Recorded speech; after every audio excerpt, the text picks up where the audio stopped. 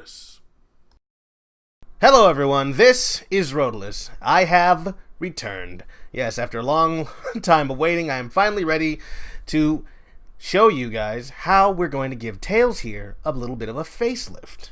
So, what we're going to do today is actually make some shape keys. You want to go over to this part of the screen, and you're going to want to start with your bases, which is essentially the way his face was modeled when we started.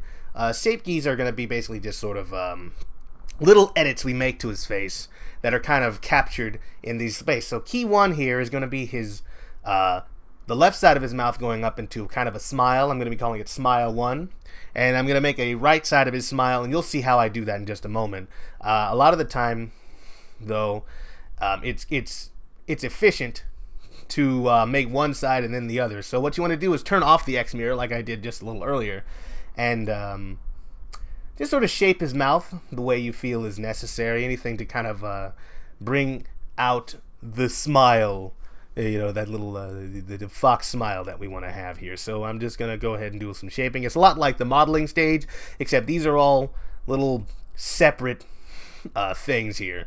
When I go back into object mode, you'll see that it looks like it used to, like it'll like just snap back to its original form. But here we're just doing the proper shaping to get him to smile, and that is key 1 right now is what it is called down there in the bottom right of your screen. And so that's what we're working on. We're making his shape. So like you see, it just snapped back to the original shape, and you move the slider and it brings it up. We're going to do some editing on the inside of it now to work some things out. I think I'm going to bring the middle of his lip over a little bit to make it a stronger smile, more obvious that he's not sneering but actually smiling. And you'll see in a moment how we are going to mirror this on the other side. So the next thing that we're going to go ahead and do, I'm kind of okay with this. I like the way that looks. I'm just sort of going around there, taking a look at it in different angles. So we're going to go ahead here, and we're going to hit the black arrow after we name it. I'm going to call it smile.l. My nomenclature is essentially kind of like the Bones nomenclature. I'll tell you about that in just a moment. Smile.l. I get my blender fingers going sometimes, and everything's in caps because I keep hitting the wrong button. So we're going to hit the black arrow down there, and we're going to find new shape from mix. We're going to hit that button there, and what that does is create another version of that same shape key that we just made. And we're going to X out the motion, and then we're going to move it so that this is now the one we're going to mirror. We're going to hit the black arrow again. We're going to hit the mirror shape, and now both sides of his mouth have the same shape key applied. The only way you can do this is once you've exited mirror mode, and you start immediately into this. Like, you've got to have the exact same number of vertices on both sides of his face in order to make that work. And so now we're gonna start doing other shape keys. I've sped up the video here. We're gonna make a frown, but everything sort of works on those same principles. Just sort of shape the face the way you want it to look in the end, and then if it's gonna be like something that is gonna be on both sides of the face, then you hit the new shape from mix kind of key, and then you mirror the shape over. And I'm gonna name all of them frown, and then I'm gonna name it frown right, essentially following the same steps every time. So we're gonna make his eyelid go up now, and this is a little more complicated just because you've got to move it in such a way that is adherent to the way shape keys actually work. The thing about the shape key is it's really a useful tool. Everything pretty much just moves in a straight line, though. Nothing rotates in a shape key. You cannot get a shape key where, say, if you had, like, you know, an eye ball or something like that, you can't really get it to rotate because it's really just taking vertices and it's moving them along a line. You can move vertically, you can move diagonally, horizontally, but you cannot flip the flip the vertices. So everything is going to be moving on a straight line. So you just sort of move the vertices you feel that need to be moved in a way that they all correspond with each other. So it's a lengthy process. it takes a while to do. That's why I sped up this video, because it would have been really boring, I think, you watching me make every single one of these. So I'm making his lips move up and down. I'm making his face. I'm testing out all these sliders, trying to make sure they look right when you pose them. Because another thing that's important is they overlap. Every shape key kind of exists in its own little space when you're working on it, but when you're in object mode and you're trying to manipulate these shape keys, they overlap on each other. And sometimes one shape key will ruin another. You might see that a few times as I'm going through this process, like, the lip coming down, I think we're doing the jaw here right now. We're moving a little bit more. One picture that rotates a little bit, and then the teeth come down in the way. But it's important to make sure that each one of the shape keys you're making does not break the last one you did. So that's what I'm doing here. I'm just sort of testing out each one of them. And here, I believe what I'm doing is I'm getting ready to move down the tongue, because I found that the tongue was too high up when his mouth opened and you couldn't see it, and it's like, that's not good. So yeah, this is what he kind of looks like with his mouth opening. And the jaw, I've named it because I finally like it. Now the brow is a very important part. The most important part when it comes to making facial expressions. It's kind of where his facial expressions live, actually, when you think about it. Because you can make a character look like they're doing just about anything with the brows, essentially. Because that's kind of what you look at when you see people make expressions. You see the mouth, it might be smiling, but what are the eyes saying, So I'm layering a few shape keys together here, and it's a little more severe. It comes down much lower. And yeah, so these are shape keys. I don't know if I explained that very well. You guys ever have any questions about shape keys? I'm going to put a link to another video in the description talking in more in depth about facial expressions and shape keys. But yeah, he looks really kind of smug here, but that's just because he's winking at you now. And the most important one right here is, of course, the middle brow. You can make it kind of makes his expression. He looks really angry there. Yeah. So yeah, I like to play around with the shape keys using the sliders.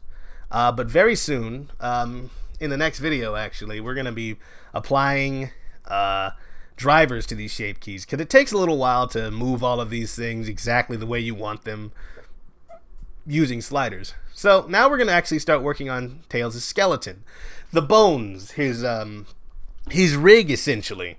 So we added a skeleton, the human meta rig, which is built into Blender, I think. You might have to download the add-on, but I feel like it's built in these days. It might not be. You just have to make sure it's activated. There's plenty of tutorials online on how to do that. So essentially what we're going to do is we put the x-axis mirror on, and we're going to line up the skeleton with the body, the mesh that I made. And as you can see, the fingers are already set in a certain way, and this is what I was talking about in the other videos, where you want to make sure that the fingers that you make in mesh are already kind of curled. It just makes it easier to work with. I don't know if it's necessary, but it makes things less complicated in my case, and that's really what I was interested in doing.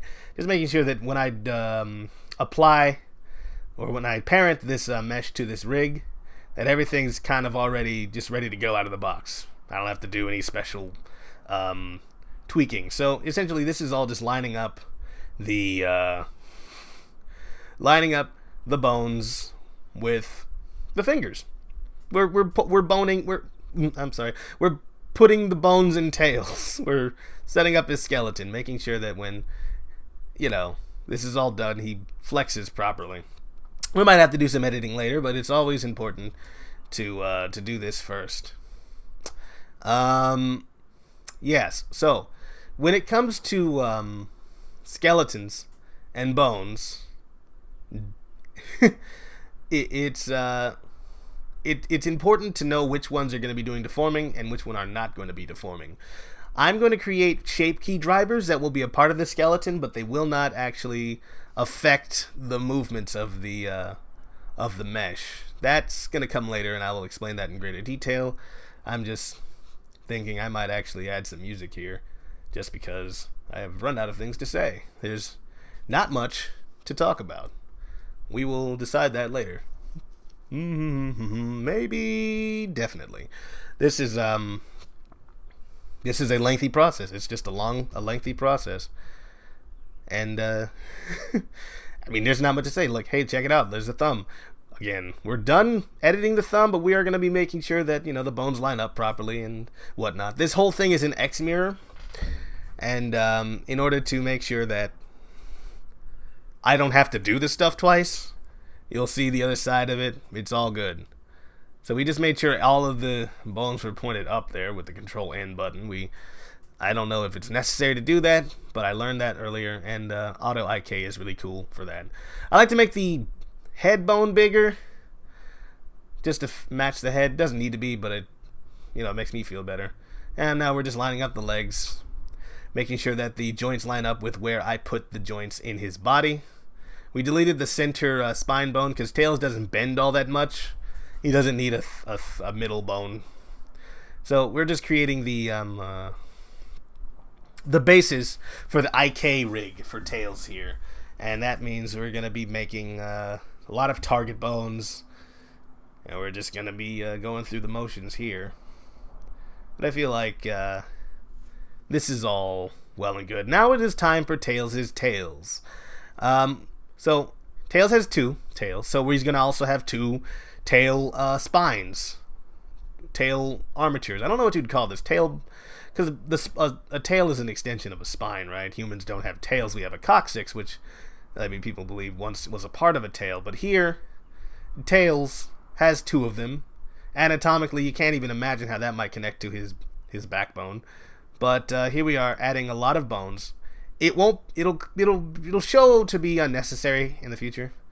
And I'm gonna have to show you guys deleting some of these bones. But when I was working on this, I thought, hey, that might be a good idea to have these bones. So I parented these bones, the tails, to the pelvis bone, so that when the pelvis moves, the tails move.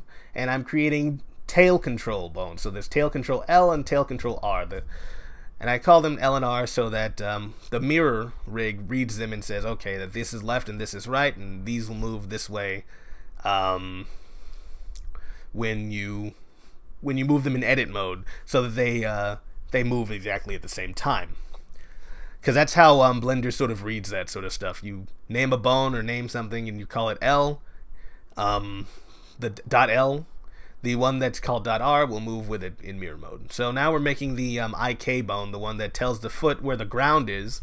In video games, this allows characters to look like they're walking up a hill or down a hill, or if they're feet happen to land on 2 different two objects that are different levels, that kind of stuff. In here, it makes it easier just to control the shin and the thigh joint and the foot as well, because it says that's where the ground is, and say you move those bones, basically you're able to control the legs entirely. So I'm just making sure that I have all of these things set up. You want to make sure that these knee targets aren't really parented to anything, because if they were, then that would create a conflict, actually. You want to make sure that the IK target is parented later on to the IK leg, actually, is what it's supposed to be called. And you want to make sure that these things are parented to the big the big bone on the bottom, the IK bone. And in order to do that, I'm setting these things up by adding bone constraints. I'm telling this thing that it's an IK bone, and I'm telling it that it's a part of the meta rig, and that you find the bone that it's actually targeting is going to be the IK leg, and then then you add the actual bone that it tracks, which is the knee bone, which I was showing earlier. This is all very well and good, but you've got to make sure that these don't fall under any other kind of parenting. Yeah. Hey guys, Future Roadless here, just cutting in. Rigging is a very long and tedious process, and I'm not the best at explaining it. So if you guys want to see how it's really done, check out the video in the description below, and we'll come back after this musical interlude.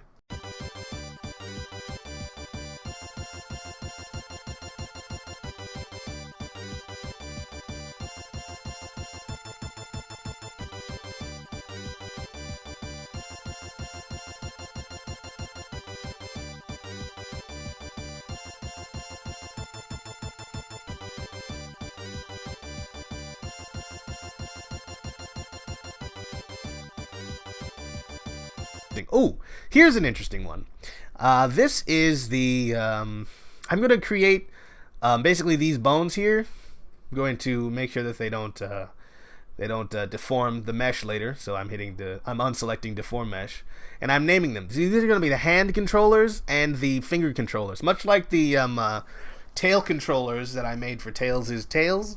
When I move them, they're going to move his fingers.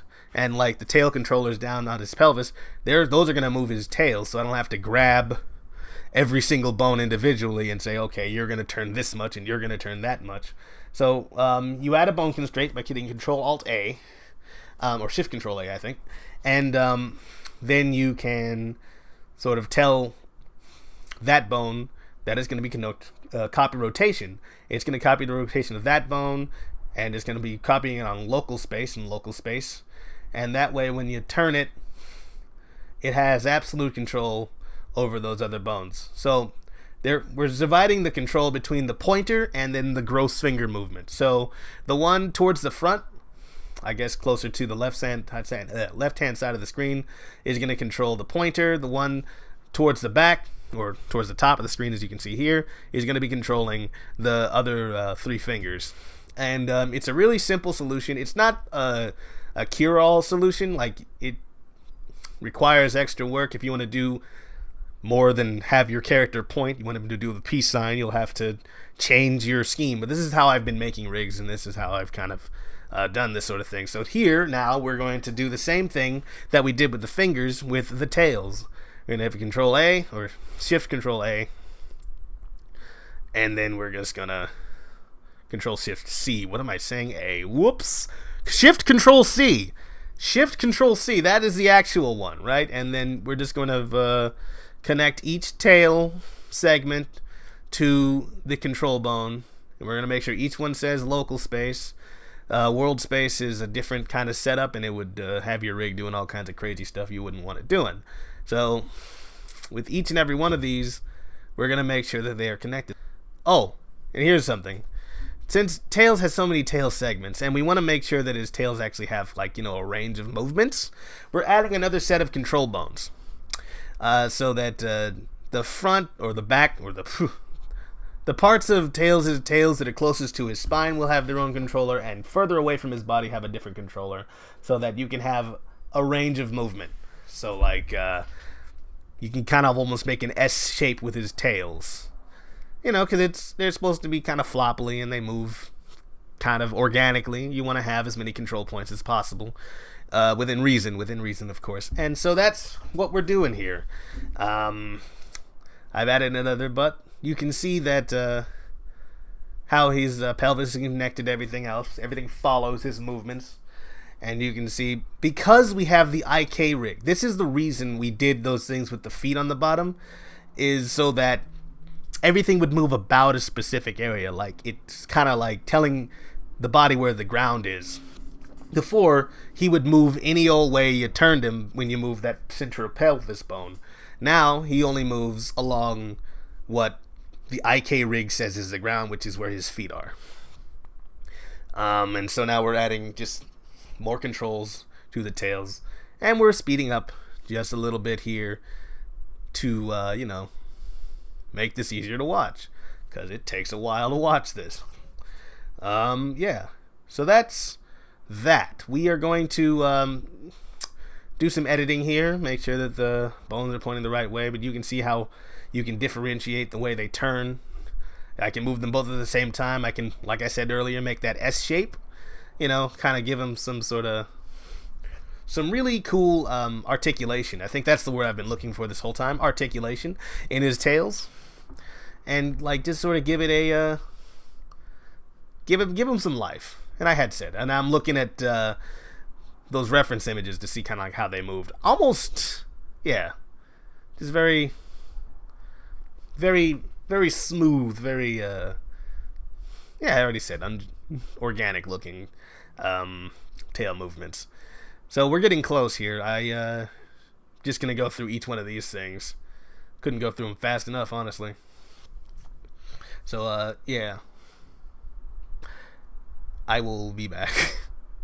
And we are back here. Now we are going to parent Tails' rig to the skeleton. I'm doing that by hitting set parent, and we're selecting the body first and grabbing it, and there it is.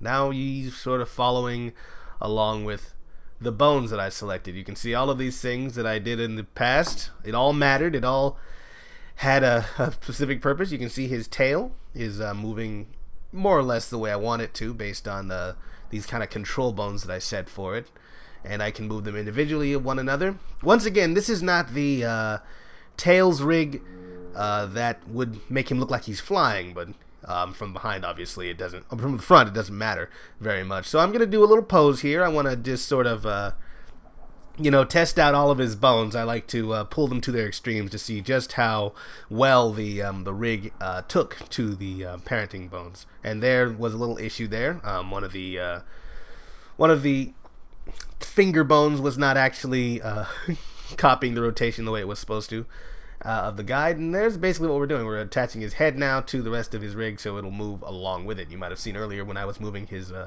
pelvis bone, he didn't move very well. So now I'm looking at the way that each one of them is weighted. I'm noticing here that there are too many.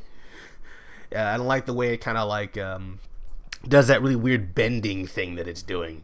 So there are, at this moment, too many bones in Tails' tails. And that's going to have to be addressed. I'll be doing that a little bit later. But, yeah, so now he's sort of following it and doing it as I want him to do. You've noticed it, probably his eyes aren't moving really the right way. And I'm just sort of grabbing individual pieces of his anatomy and making sure that they're all parented to the right bone. So his head bone, the big thing at the top, making sure everything's following that properly. Making sure there's no overlap, like his fingers controlling his eyes or something stupid like that. So right now I'm parenting his eye to his head bone, which is sometimes tricky. I don't know why that happens, that the eye goes into a weird place. Checking out all of the just basically doing a lot of maintenance here. Like, you do it when you set the parent, you do automatic weights, and then you just let the computer figure out what it's going to do. A lot of the time, it makes mistakes, so you got to go in there and just fix it. You got to just go in there and, like, all right, that's not okay. That's not something I want. So here, I'm deleting some of the bones that Tails had, just because there were too many bones. And because of that, there were too many vertex groups connected to the exact same parts of the mesh. So it made it look really bumpy and lumpy when his tails would bend, when I would flex them.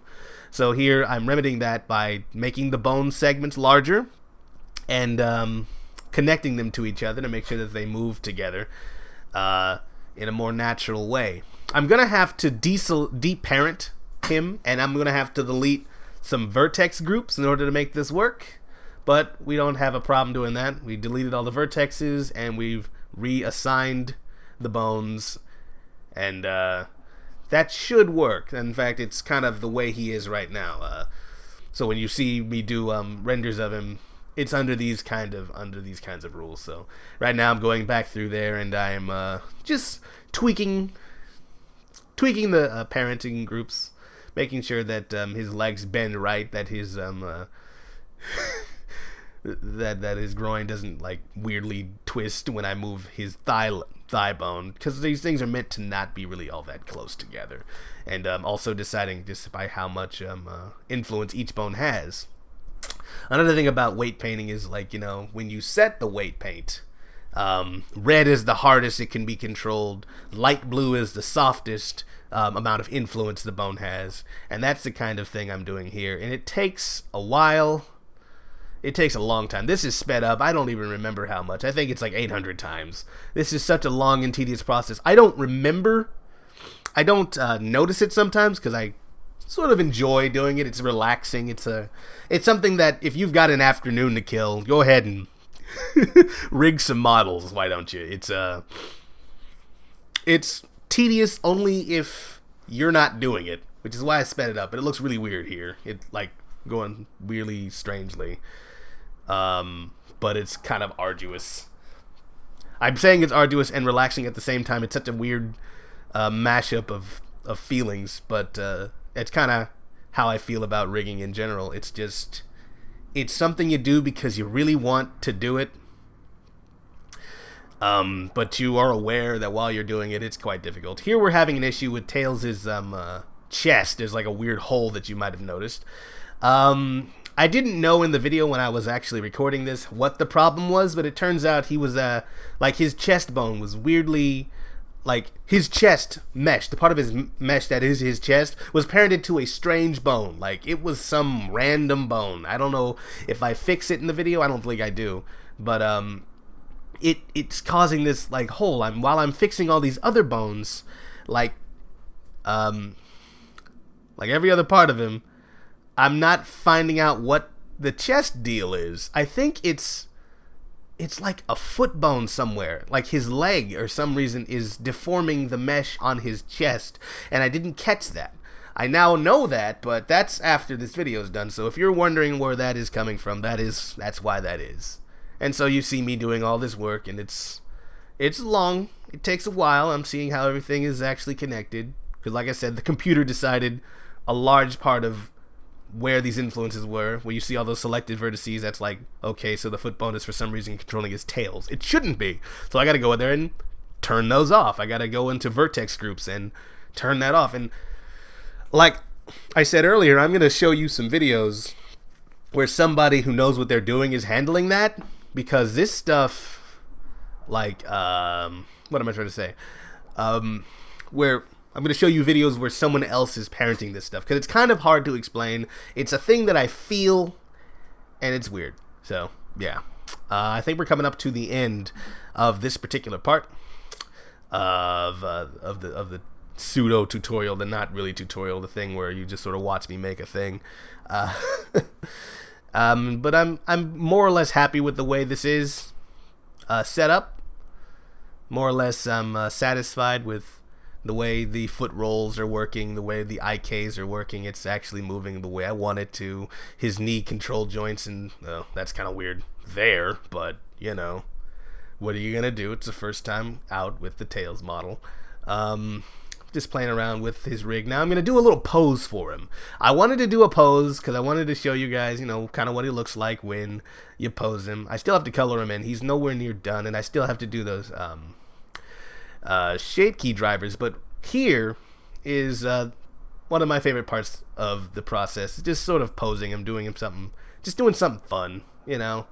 And also it gives me one last chance to see just how well the rig is doing, like how much control I have over this. So here I'm playing around with his shape key. He's gonna be like kind of smiling, going like yay, and I'm gonna have his eyes kind of pointing at the camera, and changing the values a little bit. All of this made so much easier once again by shape key drivers, which I will show in the next video. I've decided that it's gonna be another video. It's not gonna be all the same video because this has already gone longer than usual. So here we are. I'm gonna pull out the perspective on the camera there. It's in the orthographic view, actually.